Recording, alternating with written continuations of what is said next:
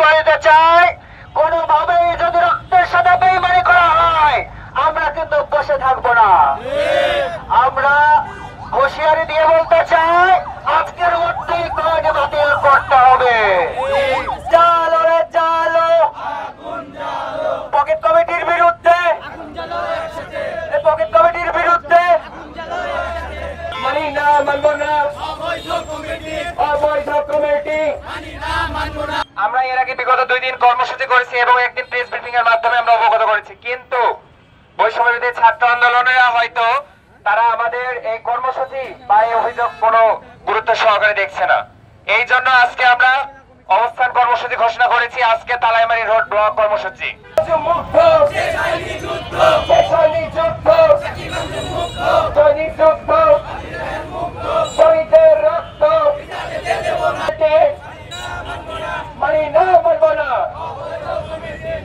বিভিন্ন জায়গায় চাঁদা দাবি করা হচ্ছে, বিভিন্ন শিক্ষা প্রতিষ্ঠানে চাঁদা দাবি করা হচ্ছে। শাইনি চুলে এখন হবে সব হেয়ার স্টাইল।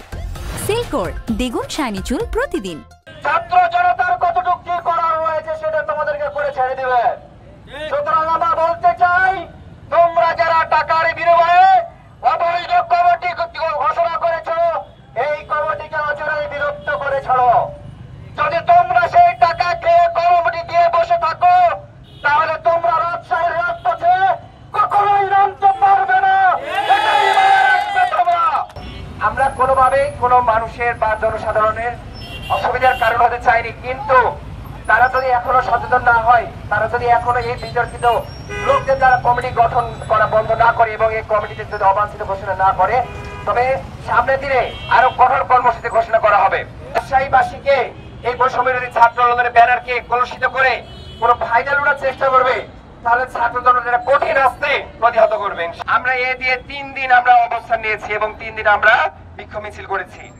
প্রশাসনের কোনো সুবিধা নিয়ে তারা এই আন্দোলনকে দমিয়ে দিবে সেটা কোনোভাবেই সম্ভব নয়, দিতে হবে না, অতীতেও হয় না এবং ভবিষ্যতেও হবে না। ভাইরা এই কমিটির মধ্যে দিয়ে লুটার চেষ্টা করবে, সেটাও হবে না, সেটা আমরা পরিবর্তন করব। গ্রেফতারি করা যাবে না।